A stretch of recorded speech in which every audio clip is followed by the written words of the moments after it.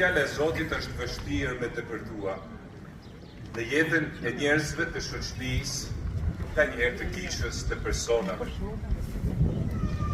Fjala e Zotit ose edhe për shkak të saj, predikuesit e saj përsekutohen. Njëjtën gjë u ndodh Palit të Sides në Filipi.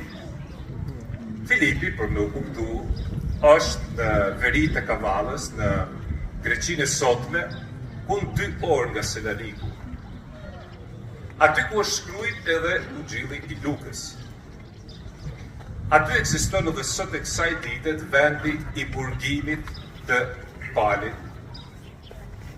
Dhe këta predikojnë, kishin dëbuar një djallë prej një shërbetoreje. Për këtë arsye i fusin në burg. Marr populli qohen kundër tyre dhe i fusin në burg. A burgoset fjala? Po, thot dikush, mundet me ndryll dikush fjalën, por fjala e Zotit është e vështirë për me burgos.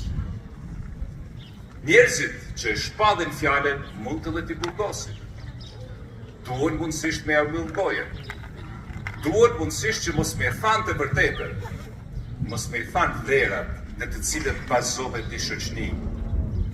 Për këtë arsye Palin edhe Silen i fusin në burg, i sigurojnë, i fusin mundësisht në thellësitë e këtij burgut, ashtu sikur se thot Veprat e Apostujve në leximin e parë, edhe i prangosin. Ja u lidhin këmbët. Sepse po lidhe këmbët, u ke lidh duart, u ke lidh edhe fjalën, dhe s'mundin me prediku. Kjo është gjendja e kishës, është gjendja nga njëherë edhe e jona. Është gjendja e kishës fillestare, ku nëse ka kuraje për me shpall fjalën e Zotit, duhet me llogarit që edhe kjo ka me i gjetë, edhe me i prangos, edhe ne i kemi të freskëta, jo fort të largëta, momentet kur i kanë përsekutu, i kanë pushkatu, i kanë fut në burg predikuesit e fjalës, që janë në 7 njerëzit